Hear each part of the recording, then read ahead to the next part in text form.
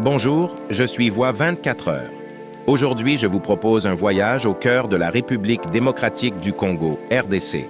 Ses richesses, son histoire, ses défis et les raisons pour lesquelles son développement suscite à la fois espoir et inquiétude dans le monde. Partie 1. Les richesses de la RDC. Imaginez un pays qui détient une place centrale dans l'économie mondiale des technologies. La RDC produit environ 74% du cobalt mondial.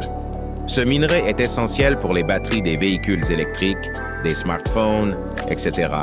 Ce pays abrite la seconde plus grande forêt tropicale au monde, après l'Amazonie. Le bassin du Congo joue un rôle crucial pour la biodiversité, le climat, le carbone. Son potentiel hydroélectrique est gigantesque. Le fleuve Congo offre près de 100 000 mégawatts exploitables dans de nombreux sites répartis sur le territoire. Ce potentiel représente une part importante du potentiel énergétique de l'Afrique. Partie 2. Histoire et obstacles historiques. L'exploitation coloniale, notamment sous Léopold II, a été marquée par des souffrances énormes. Travail forcé, violence, confiscation, particulièrement lors de la récolte du caoutchouc. Après l'indépendance, Patrice Lumumba incarna un rêve d'un Congo souverain et fort, ce qui lui valut des oppositions intérieures et extérieures. Son assassinat reste le symbole de ce que beaucoup considèrent comme une ingérence étrangère. Depuis, la RDC a traversé des décennies de conflits armés, surtout dans l'Est, province du Kivu, etc., souvent alimentés par le contrôle des ressources minières, minerais stratégiques, cobalt, etc. Partie 3. Pourquoi ce développement inquiète-t-il?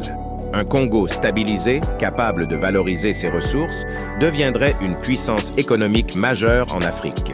Ce pays pourrait peser fortement dans les technologies vertes, batteries, dans l'énergie, hydroélectrique, dans l'agriculture ou l'exportation d'électricité, s'il parvient à surmonter les obstacles.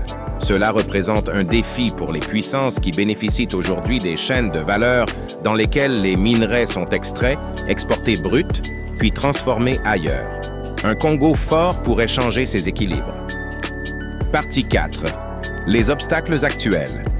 Les divisions internes, conflits, instabilité régionale, rivalité politique, tous ces facteurs compliquent l'unité et la gouvernance. La corruption, le manque de transparence, les difficultés d'infrastructure, routes, énergie, transport, etc.